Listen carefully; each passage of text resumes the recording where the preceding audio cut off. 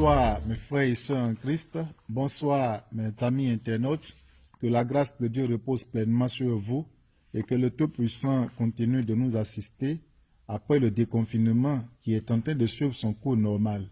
Et je crois que tout ce qui se passe, tout ce qui arrive, nous bénissons Dieu parce que nous croyons que ce sont des résultats concrets des prières que nous avons adressées à l'Éternel jusqu'en ce jour.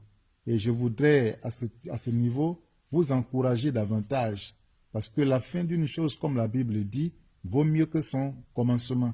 Nous avons bien commencé, nous avons commencé un combat très important, nous nous y sommes engagés à fond et avec foi, avec détermination, les résultats sont en train d'être obtenus. Et je crois que nous les avons déjà, ce sont des résultats probants, nous ne devons pas baisser les bras.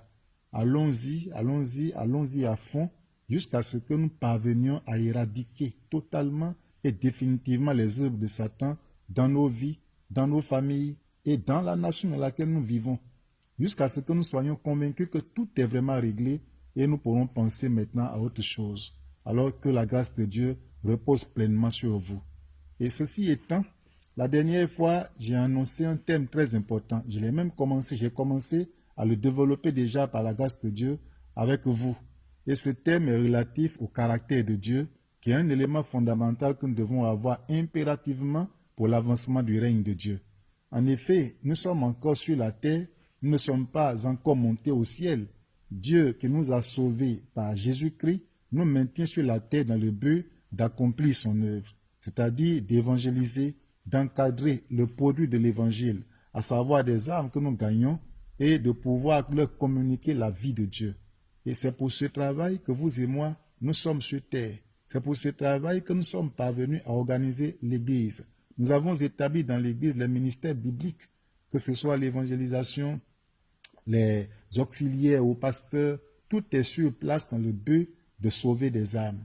Et la prédication de la parole de Dieu est également faite par les hommes de Dieu, par les anciens de l'Église, par les apôtres, par les évangélistes, par les pasteurs. Des programmes d'édification, des programmes d'évangélisation, des programmes de réveil sont organisés par rapport à tout ça. Bien aimé, une église peut faire beaucoup d'activités. Des chrétiens peuvent faire beaucoup d'activités. Mais s'ils n'ont pas le caractère de Dieu, les activités qu'ils font ne porteront jamais fruit. L'activité deviendra un simple activisme. C'est-à-dire, les choses ne peuvent pas avancer, ils ne peuvent pas toucher les cœurs, ils ne peuvent pas convaincre, ils ne peuvent pas impacter le monde entier. C'est pourquoi le caractère de Dieu est un élément fondamental à rechercher. La dernière fois, je l'ai dit, on doit le désirer, on doit le rechercher, on doit le manifester. Et quiconque ne l'a pas, il est disqualifié d'office par rapport à l'avancement du règne de Dieu. Et comme ce sujet est un sujet très important qui est au centre même du cœur de la préoccupation de Dieu, parce que la venue de Jésus sur terre, c'est de nous communiquer le caractère de Dieu pour que nous allions au ciel. Comme c'est un sujet qui est très important, qui tient au cœur de Dieu, je reviens encore dessus pour apporter beaucoup d'informations, pour mieux nous aider à avancer, pour mieux nous aider à servir Dieu efficacement.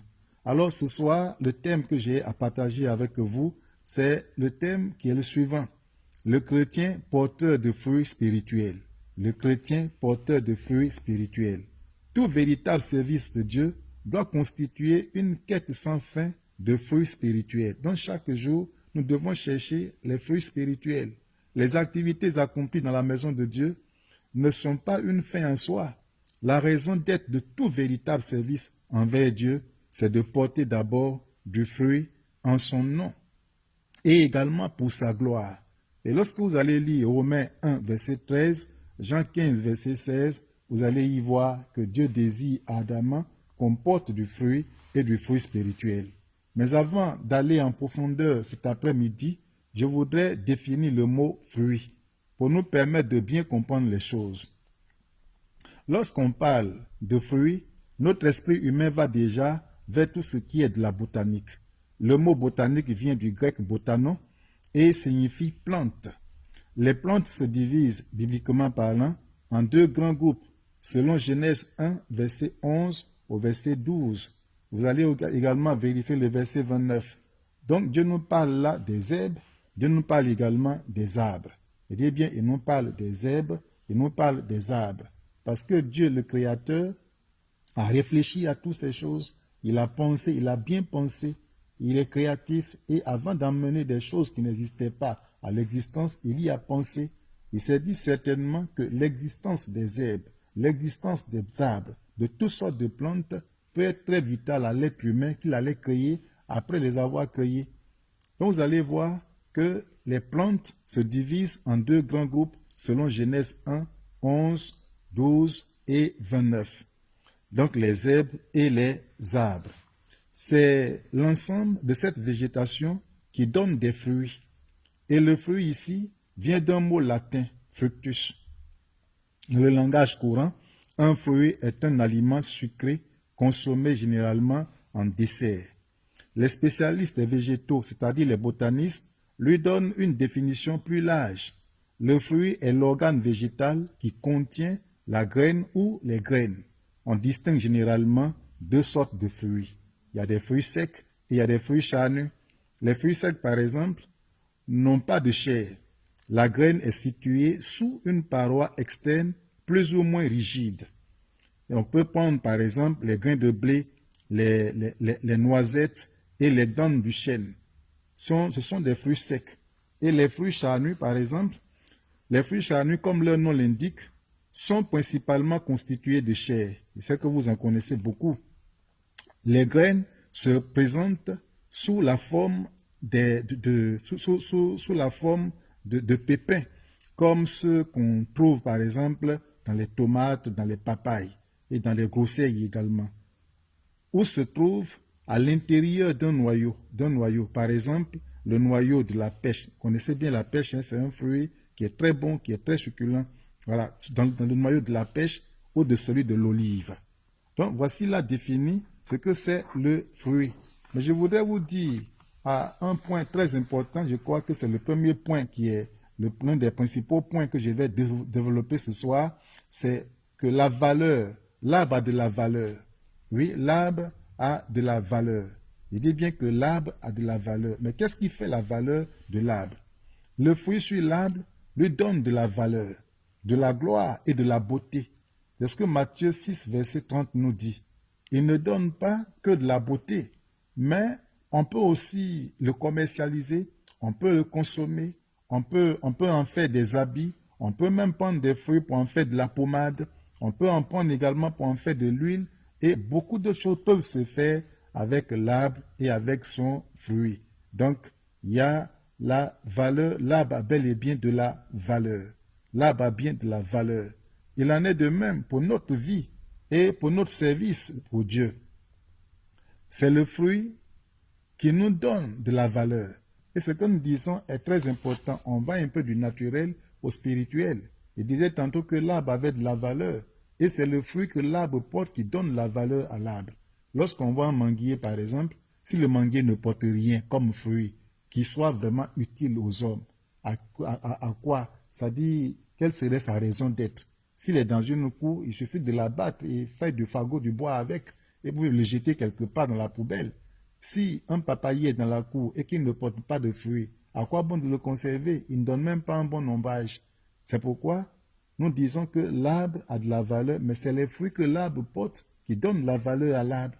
Donc, de même, nous qui sommes enfants de Dieu, il en est de même pour notre vie et pour nos services de Dieu. Donc, c'est le fruit que nous portons qui nous donne de la valeur. Donc, le fruit que le chrétien porte lui donne de la valeur. La vie de Dieu qui est en toi te donne de la valeur. Le caractère de Dieu que tu portes en toi te donne de la valeur. Et notons également que sur chaque arbre, il existe deux types de branches. Il y a celles qui ne portent pas de fruits. C'est ce que Matthieu 7, verset 21 au verset 23 nous dit.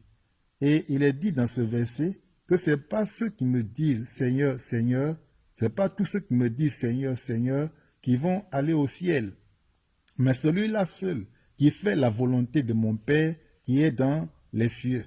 Il a dit en ce jour-là, plusieurs me diront, Seigneur, n'avons-nous pas chassé des démons par ton nom? N'avons-nous pas prophétisé par ton nom? N'avons-nous pas guéri des malades par ton nom? Et le Seigneur leur dira, oui, arrière de moi, oui, quittez ma présence, je ne vous ai jamais connu.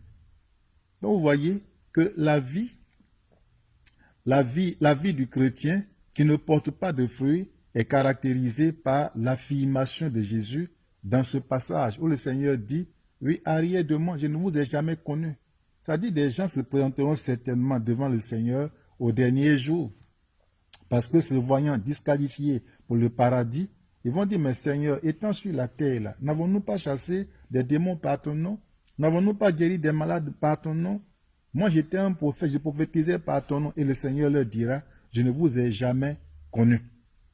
Je ne vous ai jamais reconnu comme mes serviteurs, comme mes enfants légitimes, comme mes enfants légaux. C'est vrai, vous étiez dans l'église, vous étiez bel et bien sur la terre, vous alliez à l'évangélisation, vous encadriez quelquefois des âmes, mais les fruits que vous portiez en vous n'étaient pas des fruits dignes de moi. Vous n'aviez pas mon caractère, vous n'aviez pas mon comportement, vous n'aviez pas ma vie en vous. C'est pour vous dire clairement, bien-aimés, que les capacités spirituelles ou même les responsabilités que nous portons, ou bien que nous marchons avec le Seigneur ou pas, ne lui dit absolument rien. Ça, comprenez ça clairement comme ça. Le fait de venir à l'église, le fait d'être appelé diacre, d'être dans un ministère, d'être chanteur, d'être démonologue, d'être même pasteur, ne signifie rien devant Dieu. Ce qui est préoccupant pour Dieu, ce qui est important pour Dieu, c'est le fruit que nous portons. C'est le caractère de Dieu que nous avons en nous. Je voudrais vous dire relativement à ça que ce que nous sommes importe plus à Dieu que ce que nous faisons pour lui. Malheureusement, aujourd'hui, dans le corps de Christ, plusieurs se focalisent sur leurs responsabilités. Il faut toucher à tout sauf leurs responsabilités. Il faut toucher à tout sauf ce qu'ils font à l'église. Mais ce n'est pas ce que nous faisons qui est important d'abord, mais c'est ce que nous sommes pour Dieu. Alors, quelle est ta vie? Qui es-tu concrètement? Quel est ton état d'esprit? Quel est ton état d'âme? Est-ce que tu es vraiment régénéré? Est-ce que tu es vraiment transformé? Est-ce que tu appartiens vraiment au corps de Christ? Est-ce que tu fais la volonté de Dieu? Est-ce que tu mènes une vie de sanctification? Est-ce que tu as renoncé à toi? Est-ce que tu as renoncé à ton ancienne vie? Est-ce que tu as renoncé à ton ancien comportement? Est-ce que tu as laissé le péché? Est-ce que tu t'es conformé véritablement à la parole de Dieu? Alors, comprenez, bien-aimés, que si quelqu'un ne se soucie guère de sa communion avec Dieu, celui-ci sera retranché. Comme la Bible dit, le Seigneur lui dira au dernier jour, je ne t'ai jamais connu. C'est quand même triste qu'après avoir montré aux yeux de tout le monde entier, pendant des années, pendant 30 ans, pendant 40 ans, pendant 50 ans, voilà que tu es chrétien, tu es chrétienne. Et puis au dernier jour au ciel là-bas, le Seigneur te dit, je ne t'ai jamais connu. Je ne t'ai jamais connu. Tu n'as jamais été mon serviteur. Tu n'as jamais été ma servante. Tu n'as jamais été mon enfant. Pourquoi? Parce que simplement, ta vie sur terre ici n'a pas été à la gloire de Dieu. Il y a des choses floues que tu faisais. Tu étais très hypocrite. Tu ne t'es pas converti. Tu n'étais pas du tout stable. Il n'y avait pas de sainteté en toi. Donc ce que nous disons est très important, bien aimé. Alors, il y a des branches, il y a des gens qui ne portent pas, il y a des branches qui ne portent pas de fruits. Et le Seigneur dit de ces branches-là qu'elles seront rejetées au dernier jour. Il y a également des branches qui portent des fruits, des branches qui portent des fruits. Et lorsque nous lisons Jean 15, verset 16, il y est écrit que ce n'est pas vous qui m'avez choisi, mais c'est moi qui vous ai choisi et c'est moi qui vous ai établi. Et afin que vous alliez et que vous portiez du fruit et que votre fruit demeure. Et tout ce que vous demanderez au Père en mon nom, il vous le donnera. Vous comprenez? Donc, il y a des branches qui portent des fruits. Donc, porter du fruit ici est la partie la plus spectaculaire de la vie. Avant d'en arriver, le chrétien doit le désirer. C'est-à-dire, il faut désirer porter du fruit. Ce qui veut dire que celui-ci se soucie de sa communion avec Dieu. Donc, le chrétien doit désirer porter du fruit et il doit se soucier de sa communion avec Dieu. La chose principale pour nous, et je crois elle doit être quotidienne. Il faut qu'on se soucie de notre communion avec Dieu. Est-ce que ma vie est-elle en règle avec Dieu? Suis-je en train de mener une vie chrétienne normale? Seigneur, révèle-moi mes défauts, révèle-moi mes faiblesses, révèle-moi mes défaillances, révèle-moi, oui, tout ce qui est mauvais dans ma vie pour que je puisse m'en débarrasser. Donc, celui qui se soucie de sa communion avec Dieu, il peut parvenir facilement à porter du fruit. il connaît le but de la vie chrétienne, de sa vie chrétienne. Il y a des gens qui vivent à l'église n'ayant même pas de but. C'est-à-dire, même dans la vie, ils vivent sans objectif concret. Ils ne savent même pas ce qu'ils veulent. Il y en a qui ne savent même pas pourquoi ils viennent à l'église. La preuve en est que, pour un oui ou un non, il y a des femmes qui jettent facilement leur foulard. Pour un oui ou un non, il y a des hommes qui rentrent en eux-mêmes, ils quittent l'église. Non, je démissionne, je quitte l'église, je ne suis plus avec les frères, je vous dis au revoir, je ne suis plus des vôtres. Et c'est facile. Comme si on vient à l'église, si certaines personnes viennent à l'église pour des êtres humains. Ils ne savent pas pourquoi ils sont sur la terre. Ils ne savent pas pourquoi ils sont à l'église. Non, tel m'a mal salué, tel m'a mal parlé, tel m'a mal regardé, on ne m'a pas bien servi à la gâte, oui, tel m'a lorgné. Donc c'est vraiment méchant. L'église, il n'y a pas d'amour dans l'église. Oui, il n'y a pas de sincérité dans l'église. Donc je quitte l'église, je vais rester à la maison. D'ailleurs, le Seigneur a dit que celui qui veut prier, qui rentre dans sa main, qui ferme la chambre de sa porte, Jésus est partout. Donc je resterai désormais à la maison. J'irai chercher ma vie ailleurs. Vous voyez? Donc il y a des gens qui ne savent pas, qui ne connaissent pas le but de leur vie chrétienne. Donc c'est important. Tu dois connaître le but de ta vie chrétienne, te soucier de ta communion avec Dieu. Marc 3, 13, 14 nous dit certaines choses par rapport à ça. Donc il faut te soucier de ta vie spirituelle et te nourrir spirituellement pour te développer jusqu'à l'état d'homme fait. Oui, et c'est en ce moment que tu pourras porter des fruits très importants. Et Paul l'a dit à Timothée dans 1 Timothée 4, verset 15, il lui dit, occupe-toi de ces choses.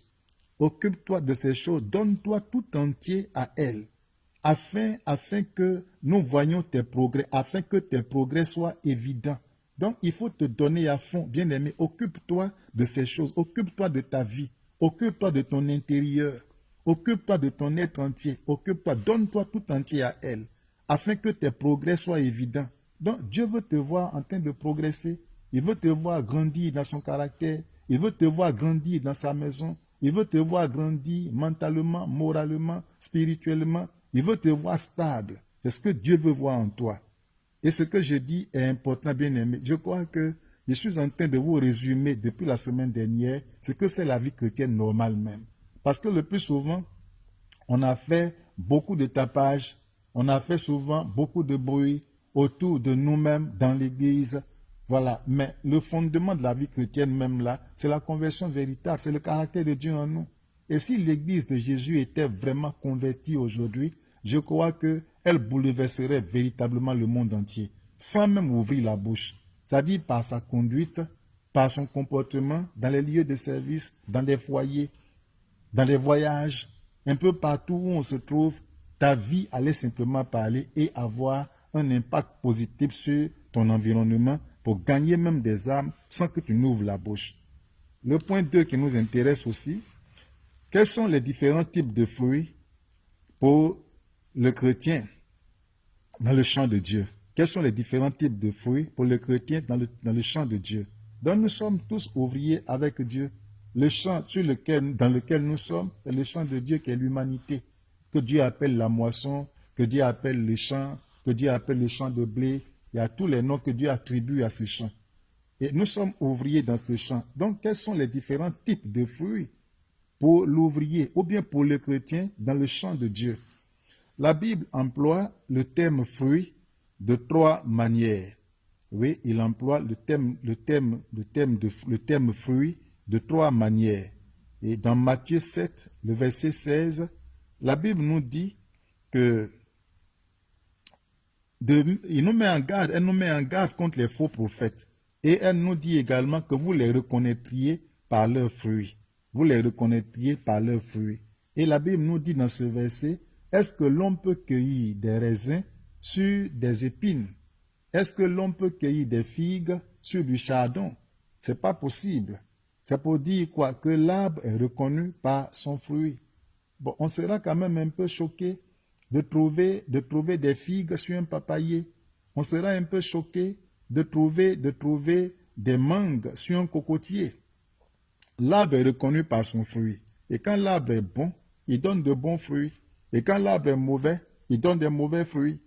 Ou alors, si on trouve des bons fruits sur un mauvais arbre, on sera un peu choqué aussi. Donc, l'arbre est reconnu par son fruit.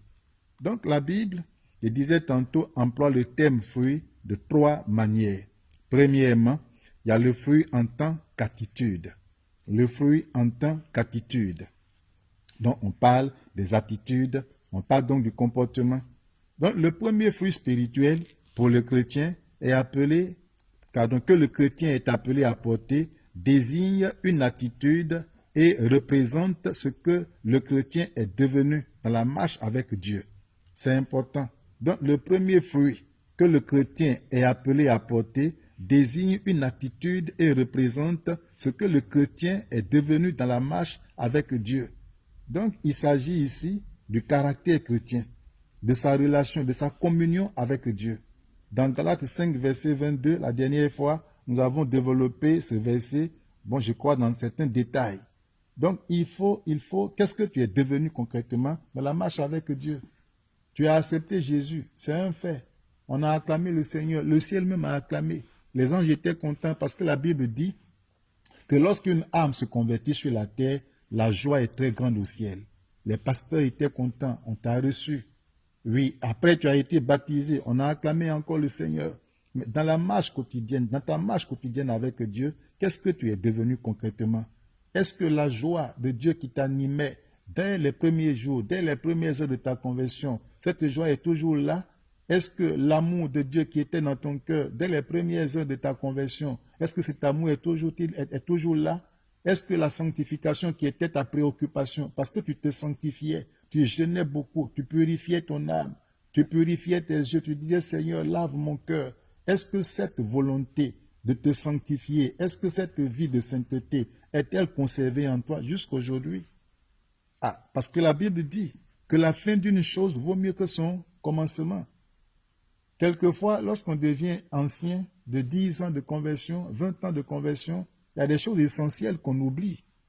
Quelquefois, lorsqu'on a 2 ans, 3 ans de conversion, on commence à laisser des choses essentielles, fondamentales, et on s'adonne à des choses, à des distractions. Et quelquefois, on a l'intention de faire comme les autres, de faire comme les autres églises peut-être, de faire comme les autres chrétiens, peut-être même qui sont là, à qui on ne dit rien quelquefois par rapport à leur état spirituel. Mais la même Bible nous dit, ne suivez pas la multitude pour faire comme elle. Alors, qu'est-ce que tu es devenu dans ta marche chrétienne?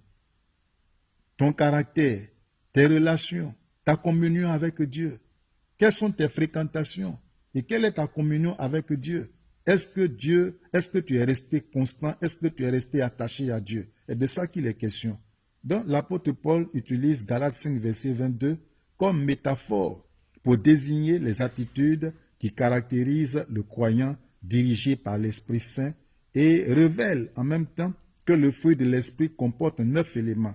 Il y a l'amour, il y a la joie, il y a la paix, qui sont les fruits que produisent notre conversion à Christ. La dernière fois, je vous l'ai dit. Il y a la patience, il y a la bonté, il y a la bienveillance, qui sont les fruits que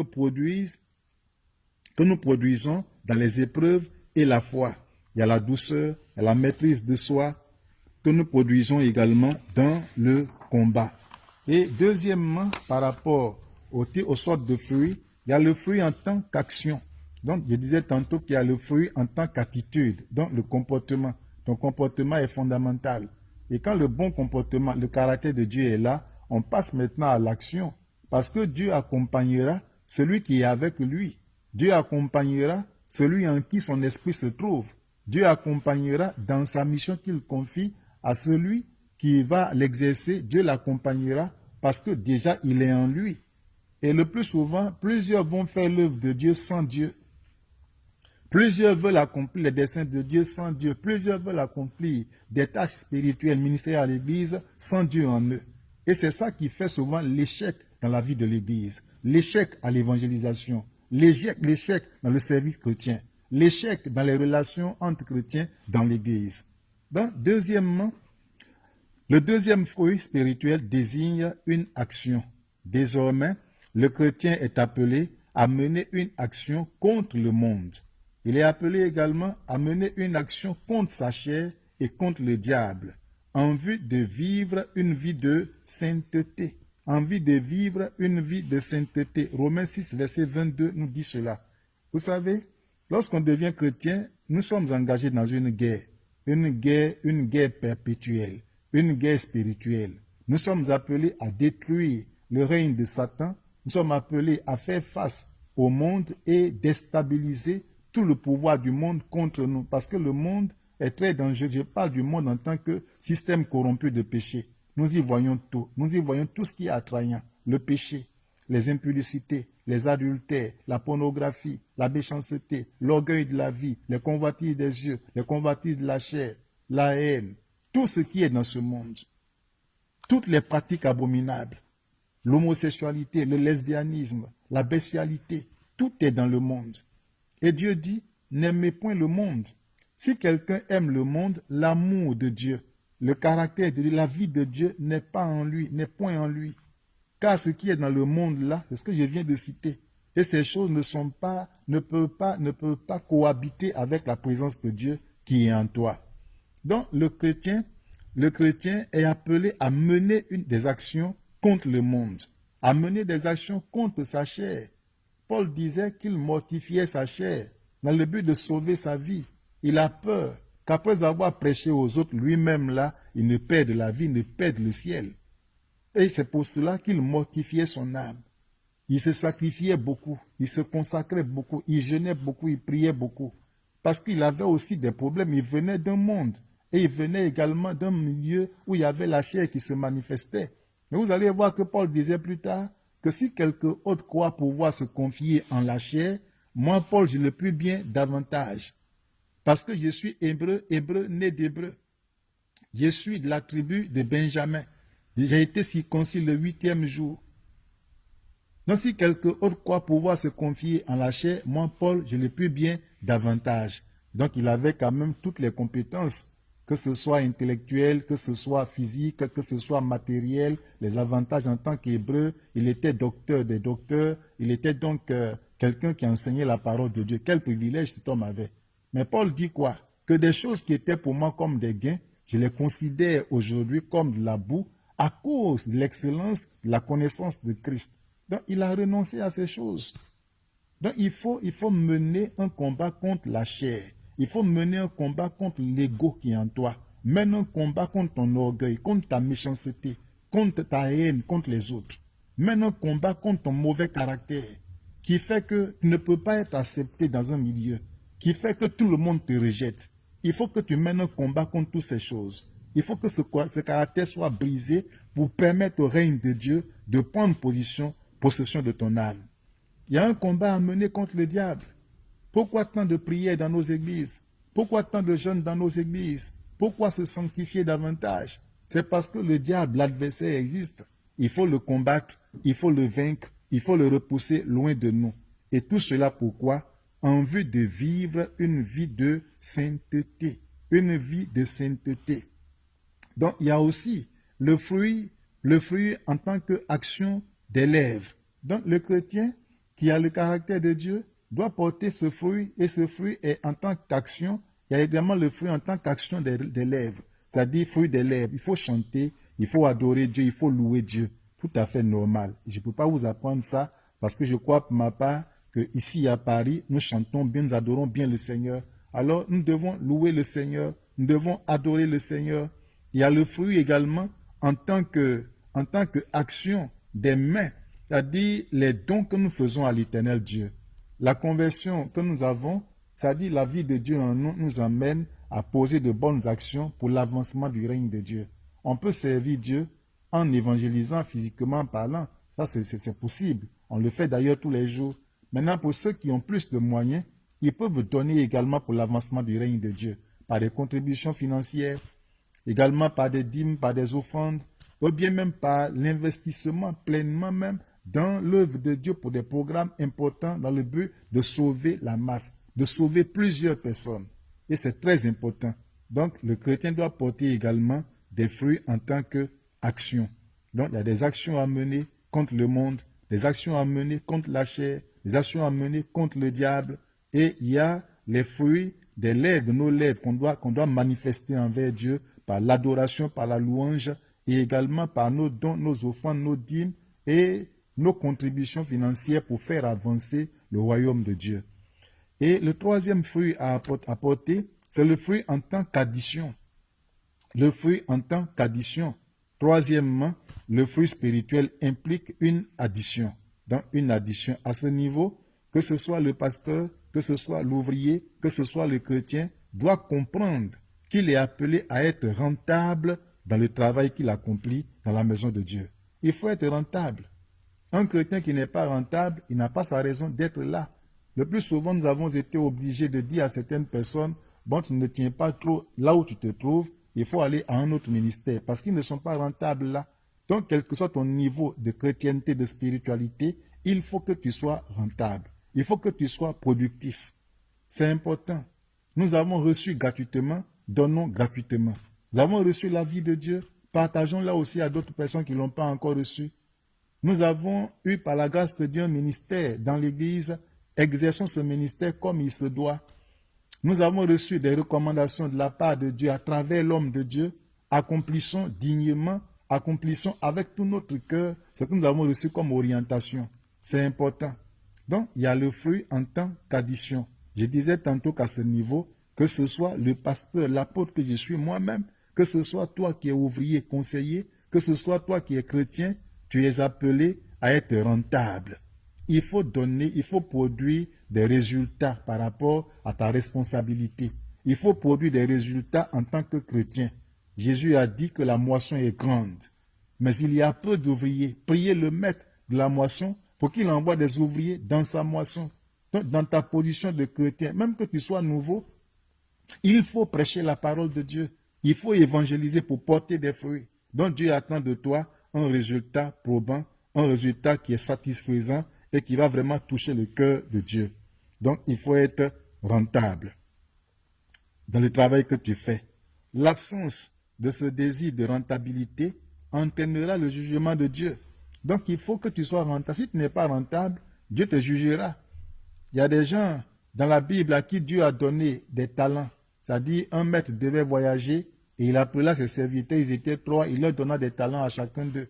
À un, il a donné 5 talents, l'autre 2 talents, l'autre 1 talent. Et la Bible dit que celui qui a reçu les 5 talents les a fait quoi? Il les a valorisés, il les a développés. Le deuxième également a fait la même chose. Mais le troisième a été fainéant, paresseux, négligent, insouciant. Je crois que l'action qu'il a posée même en allant enterrer le talent démontre l'état de son cœur. Parce que quand le cœur est mauvais, quand quelqu'un est mauvais, quand quelqu'un n'est pas converti, inconscient, insouciant, qu'est-ce qu'il fait? Il banalise tout ce que son père lui donne. Il ne considère pas ça. Le premier était quelqu'un de bien. Il a pris les 5 talents et les a valorisés. Il a gagné encore 5 autres talents, donc 10 talents en tout. Et le maître est venu, il lui a rendu les 10 talents. Et son maître étant content de lui, lui a dit, serviteur fidèle, serviteur bon, rentre dans la joie de ton maître. Il a été récompensé. Le second est venu, il a rendu un compte. Et son compte était un compte aussi rentable. Il a porté des fruits dignes. Et son maître lui a dit, serviteur bon et fidèle, rentre dans la joie de ton maître. Le troisième vient, comme il est mauvais, il est méchant. Il n'aime même pas son maître. Il n'est pas converti, son cœur est un cœur pourri de péché. Il dit à son maître, bon, ton talent, je l'ai enterré quelque part parce que j'ai peur de toi, tu es un homme violent, tu es un homme puissant, tu es un homme fort, tu arrives à récolter là où tu n'as pas semé, tu es vraiment un homme puissant. Donc pour ne pas avoir des problèmes avec toi, j'ai caché ton talent quelque part sous la terre. Et quand j'ai appris que tu es arrivé, bon, je l'ai déterré, tiens ton talent. Et qu'est-ce que le maître lui a dit? Serviteur mauvais, serviteur méchant. Il fallait enterrer, il fallait plutôt confier mon talent au banquier pour me produire au moins 3,5% de revenus à la fin de chaque année que de le mettre quelque part. Donc à l'époque même là, l'idée de l'existence des banques existait déjà. Donc les banques existantes, on pouvait y mettre l'argent pour les fructifier. Mais il n'a pas fait cela. Il a préféré enterrer le talent. Bien aimé, quand on n'est pas rentable, le sort réservé à cet homme qui n'a pas valorisé le talent de son maître, est ce sort qui nous est appliqué. Il a dit, bon, ce serviteur méchant et paresseux, prenez-le, ligotez-le et jetez-le dehors là où il y a les ténèbres, là où il y a les grincements de dents. Donc, lorsque il y a l'absence de ce désir de rentabilité, cela entraînera le jugement de Dieu. Je ne suis pas sûr que vous marchiez avec Dieu pour être jugé et être jeté en enfer au dernier jour. Je crois que l'objectif pour lequel nous venons à l'église, c'est l'objectif d'aller au ciel, d'être sauvé, d'être en paix avec le Seigneur. Et je voudrais vous dire ce soir que celui qui est rentable, qui porte des fruits selon le Seigneur, entrera dans sa joie. Il entrera dans la joie du Seigneur. Et c'est une chose merveilleuse. Pour porter des fruits, soyez rentable. Et c'est vraiment la dernière sorte de fruits que nous devons porter. Porter des fruits en tant qu'addition. Voilà, c'est important. La rentabilité est un élément fondamental. Pour être donc rentable dans sa sphère de travail, le chrétien doit organiser des programmes d'évangélisation. Il doit se faire un programme, il doit tout planifier. Se dire, bon, je vais au travail le matin, j'en reviens à 16 heures, ou bien j'y vais le matin, j'en reviens à 17 heures, je passerai au moins chez telle personne, mon ami Jacques, pour lui parler, lui présenter le Seigneur. Même si le temps n'est pas assez, lui donner au moins une brochure d'évangélisation. Ou alors, je parlerai à telle personne, à telle famille le soir, et le rendez-vous est pris. Tout est planifié, tout est organisé. Et c'est important. Donc, le chrétien doit organiser des programmes d'évangélisation qui ont pour but de gagner des âmes, bien entendu, de motiver, d'aider même les brebis à grandir spirituellement dans la foi. Et c'est ce travail fondamental que nous sommes appelés à faire. Et je crois pour ma part que si l'Église de Paris comprend les enseignements que je donne, vous allez, chacun pour sa part, avoir des occupations bien dirigées par le Saint-Esprit. Et si vous êtes occupé, chacun est occupé à une tâche bien déterminée, chacun est occupé avec des brebis, vous allez voir que à l'Église, on parlera de Dieu. La gloire de Dieu va se manifester au milieu de nous parce que quand on est occupé, lorsqu'on est plutôt occupé à l'œuvre de Dieu, Satan s'éloigne de nous. Mais lorsque l'œuvre de Dieu est délaissée, mais le diable vient s'occuper de nous. Et nous sommes très préoccupés par les activités de Satan dans l'Église. C'est des calomnies, c'est des murmures, c'est des bavardages, c'est des jalousies, c'est des querelles, c'est des commérages par-ci, par-là.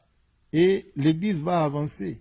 Par la grâce de Dieu, si chacun de nous est préoccupé, chacun de nous est en train d'être rentable pour l'avancement du règne de Dieu, préoccupé par le salut des âmes, appelé, prier pour des gens, jeûner avec d'autres personnes, visiter les brebis, vous allez voir que l'Église va avancer et elle va grandir par la grâce de Dieu. Je voudrais conclure en disant que rien ne saurait être encourageant pour un chrétien que de voir des résultats spirituels dans sa vie et dans celle auprès de qui il œuvre aussi. C'est important. Donc, il est quand même bien de voir dans ta vie des résultats spirituels par rapport à l'effort que tu fais. Lorsque tu jeûnes, tu médites la parole de Dieu, tu désires voir des résultats. Et de voir également ces mêmes résultats dans la vie de ceux que tu es en train d'encadrer par la grâce de Dieu. Alors, ce soir, soyez des porteurs du caractère de Dieu. Soyez des porteurs du fruit de l'esprit. C'est vraiment important pour nous. C'est vraiment intéressant pour nous. Et ça s'impose à nous. Et c'est pour la gloire de Dieu. Dieu en sera satisfait et son nom sera davantage glorifié alors que chacun se consacre véritablement au Seigneur ces derniers temps. Je voudrais vous dire, avant de finir, que le temps passe vite. Nous prenons de l'âge. Je dis bien que nous prenons de l'âge, nous vieillissons. Et lorsqu'on vieillit, on va allègrement vers l'éternité. Et ce n'est pas maintenant que nous sommes en train de prendre de l'âge qu'il faut s'adonner aux choses mondaines, qu'il faut s'adonner aux discussions vaines, qu'il faut se préoccuper des choses qui n'ont même pas de sens. Je crois que c'est le moment plutôt de chercher la face de Dieu, d'aspirer au caractère de Dieu, d'aspirer au comportement de Dieu, d'aspirer à la vie de Dieu, de désirer cette vie et de se saisir de cette vie, l'appliquer à sa vie et de servir le Seigneur. Alors que la grâce de Dieu repose pleinement sur vous, que le Seigneur vous bénisse.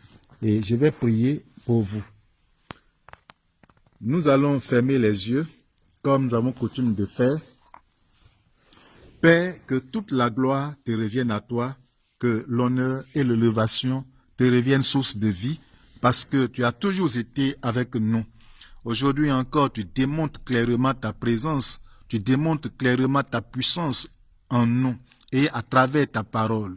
Je te rends grâce pour cette parole fondamentale, cette parole qui vient pour remuer nos cœurs, cette parole qui vient pour nous révéler ta vie, pour nous révéler ton comportement, pour nous révéler ce que tu voudrais qu'on soit véritablement pour toi. En effet, nous avons souvent des problèmes parce que nous sommes loin de toi. Manifeste-toi, Tout-Puissant, pour que, Père éternel, cette parole ait sa raison d'être dans la vie de mon frère, dans la vie de ma sœur, au nom de Jésus. Tu vas prier avec moi et demander pardon à Dieu parce que tu n'as jamais aspiré au caractère de Dieu. Ou alors ta vie est une vie en dents de scie. Il y a des hauts, il y a des bas. Il y a des moments où tu étais avec Dieu, il y a des moments où tu es vraiment loin de Dieu. Tu vas prier, demander pardon à Dieu. Seigneur, je le fais pour mon frère. Je m'humilie devant ta face et te demande pardon ce soir pour ses péchés. Je te demande pardon ce soir pour tous ses faiblesses. Je te demande pardon ce soir pour tous ces comportements qui t'ont pas du tout honoré. Daigne porter tes regards sur sa vie. Daigne le ramener à toi. Daigne le rapprocher de toi et lui permettre, Éternel des armées, de rentrer en communion avec toi. Aujourd'hui, notre intimité d'avec toi est négligée. Aujourd'hui, notre communion d'avec toi est négligée. Seigneur, c'est des distractions. C'est des mensonges, c'est des calomnies, des choses qui n'ont même pas leur raison d'être, qui préoccupent le cœur de mon frère, le cœur de ma soeur, le cœur de l'Église. C'est pourquoi, à genoux, je te demande pardon. À genoux, j'implore ta clémence sur mon frère. J'implore ta clémence sur ma soeur. Pardonne-lui tous ses péchés. Seigneur, au lieu d'avoir ton caractère, il y a plutôt la colère, le mensonge, la haine, le doute, l'incertitude, l'incrédulité, les agitations, Seigneur, l'insatisfaction, tout ce qui est désordonné dans sa vie. Pardonne-lui, Éternel des armées, et déverse sur chacun le sang de ton Fils Jésus, pour que, Père Tout-Puissant, les cœurs soient purifiés par ce sang, que les cœurs soient vivifiés par ce sang, que les cœurs soient renouvelés, régénérés par ce sang. Merci parce que tu le fais au nom de Jésus. Je prie pour mon frère, Seigneur. Mais bien-aimé, mets ta main sur ton cœur. Parce que Dieu vient de parler à ton cœur. La Bible dit que c'est pas ce que nous mangeons qui nous souille, mais c'est ce qui sort de nous qui nous souille. Dans le cœur, il y a beaucoup de choses qui ne sont pas du tout à la gloire de Dieu. Alors mets ta main sur ton cœur et je vais libérer ton cœur ce soir au nom de Jésus. Je me revêts de la puissance de Dieu. Dans la sainte colère de Dieu, je viens contre toi, puissance des ténèbres, qui tient le cœur de mon frère, qui tient le cœur de ma sœur, et le domine, le malmène. Je me lève contre toi et je détruis toutes tes œuvres ce soir. Au nom de Jésus, je fais de toi mon marchepied. Je brise tous tes liens. Je te voue à l'échec, quelle que soit la domination, quelles que soient les pressions ou les oppressions que tu exerces sur le cœur de mon frère, par le péché, sur le cœur de ma sœur, par le péché, par des dominations démoniaques. Je brise ce joug ce soir. Je brise tous tes liens ce soir. Que la mondanité, que toute forme de distraction, que tout esprit impur d'immoralité, que tout esprit de désordre dans sa vie, dans sa maison, dans son travail, soit ôté de sa vie ce soir. Au nom de Jésus, tous tes liens sont brisés, toutes tes chaînes sont rompues, tes liens sont brisés, tes œuvres sont consumées par la puissance de Dieu. Au nom de Jésus. Père, manifeste-toi dans la vie de mon frère. Manifeste-toi dans la vie de ma sœur. Aujourd'hui, Dieu voudrait simplement que je prie pour ton cœur. Mets ta main sur ton cœur et laisse-moi prier. Laisse-moi prononcer des paroles de grâce, des paroles douces sur ton cœur, qui vont adoucir certainement ton cœur, qui vont restaurer ton cœur, qui vont te donner le caractère de Dieu pour produire en toi le changement radical de vie, pour te permettre d'être fils, pour te permettre d'être fille du Seigneur. Le plus souvent, tu t'es plaint, le plus souvent, tu as gémi. Pourquoi Dieu ne fait-il pas ceci, cela pour moi? Mais ton cœur ne te permet pas d'avoir les grâces de Dieu. Et ce soir, Dieu veut transformer ton cœur pour te bénir ensuite. Seigneur, souviens-toi de tes enfants. Souviens-toi de tes fils et de tes filles. Je te les présente pour que, Père, tu te souviennes de leur cœur. Tous leurs problèmes se trouvent à l'intérieur d'eux. Tous leurs problèmes, Père Tout-Puissant, c'est ce qui sort de leur cœur. C'est ce qu'ils vivent tous les jours. Car ce que nous sommes à l'intérieur, c'est ce qui est extériorisé. Ce sont les actions que nous posons qui expriment ce qui est à l'intérieur de nous. Ce qui est en nous, Père Tout-Puissant, qui fait sortir de nos bouches des paroles qui ne sont pas du tout à ta gloire. Seigneur, je te les recommande, je te prie, afin que, Père, tu transformes ce cœur. Il faut transformer ce cœur, il faut pénétrer ce cœur, il faut y entrer, il faut le restaurer, il faut relever ce cœur, parce que je considère ce cœur comme un cœur qui est tombé, un cœur qui est déchu, un cœur qui est obscurci. Seigneur, lave ce cœur, purifie ce cœur, relève ce cœur, régénère ce cœur par le sang de ton Fils Jésus. Seigneur, adoucis ce cœur. Seigneur, manifeste-toi parce que ce cœur est un cœur qui est plongé dans le doute, l'incertitude. Parce que, Père Tout-Puissant, ton fils, ta fille, n'a pas confiance en lui-même. Parce qu'il n'a pas foi en toi. Manifeste-toi, Yahvé. Donne à ce cœur la confiance en toi. Donne à ce cœur de la foi. Donne à ce cœur la bienveillance, la bonté. Donne à ce cœur ton amour. Donne à ce cœur de la joie. Il y en a qui sont tristes et qui sont beaucoup abattus. Donne la vie à ce cœur, Seigneur. Il y en a qui sont blessés, déçus de la vie et qui veulent se donner même la mort. Donne la résurrection à ce cœur, de la consolation à ce cœur tout-puissant. Il y en a qui sont découragés parce que, ayant échoué à quelque chose, à un projet ou même la vie familiale connaît des difficultés, manifeste-toi et ramène ce cœur à toi, console-les, guéris-les, Père, pour que, Père tout-puissant, tes enfants puissent se relever et puissent se remettre au travail. Et je prie afin que, Père, chacun rentre véritablement en activité dans ton champ, car nous sommes ouvriers avec toi dans ton champ. Seigneur, manifeste-toi et inspire-leur de bonnes choses. Inspire-leur, Père, ce qu'ils doivent faire pour ta maison, dans ta maison, pour le salut des âmes. Inspire-leur ce qu'ils doivent faire, les attitudes à tenir, des actions à poser, des actions concrètes à poser, Père Tout-Puissant, pour l'avancement de ton royaume, pour le salut des âmes, quant au contact, dans le but de les évangéliser, quant aux dons, quant aux dîmes, quant aux offrandes, quant à l'investissement, Seigneur, des moyens financiers pour faire avancer rapidement ton royaume. Seigneur, amène-les à ces actions, que ta joie en eux les emmène également à t'adorer, action de leurs lèvres. Seigneur, manifeste-toi à être vraiment des vrais adorateurs de l'Éternel, dans leur maison, dans leur chambre, dans leur travail, à l'église, partout tu les enverras. Lorsqu'ils seront au volant de leur voiture, il faut le faire pour ta gloire, et que les soucis, l'amertume, la tristesse, les échecs s'éloignent de leur vie, et que Père Tout-Puissant, toutes les barrières que Satan dresse devant eux pour les empêcher de te servir, soient écoulées, soient effondrées, pour leur permettre d'avancer avec toi. Au nom de Jésus, tu permets qu'ils aient de l'impact dans leur environnement, dans leur famille, dans leur service, dans leur ministère. Au nom de Jésus, Dieu Tout-Puissant, merci parce que pour moi, tu m'as toujours exaucé, convaincu que tu viens d'accomplir encore dans la vie de mon frère et de ma sœur de grandes choses ce soir. Je t'en suis reconnaissant. Béni soit ton nom, Seigneur, et que ce qui est semé, ô Yahvé Dieu, j'aime et porte du fruit au nom de Jésus-Christ. Merci Seigneur, parce que c'est fait.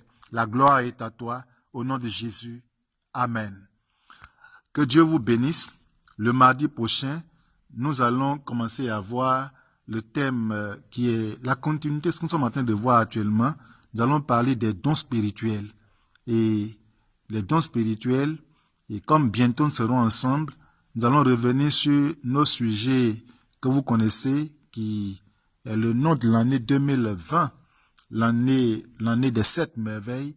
Nous allons commencer à développer par la grâce de Dieu les sujets relatifs à cette année pour que nous puissions vraiment avoir les résultats que Dieu a préparés pour nous pour l'année 2020. Que le Seigneur vous bénisse. Et à très bientôt. Votre serviteur, l'apôtre Sanko. Savez-vous que vous êtes le temple? Savez-vous que vous êtes le temple? Savez-vous que vous êtes le temple? Vous êtes le temple du Saint-Esprit. Oh oui, je sais, je suis le temple. Oh oui, je sais, je suis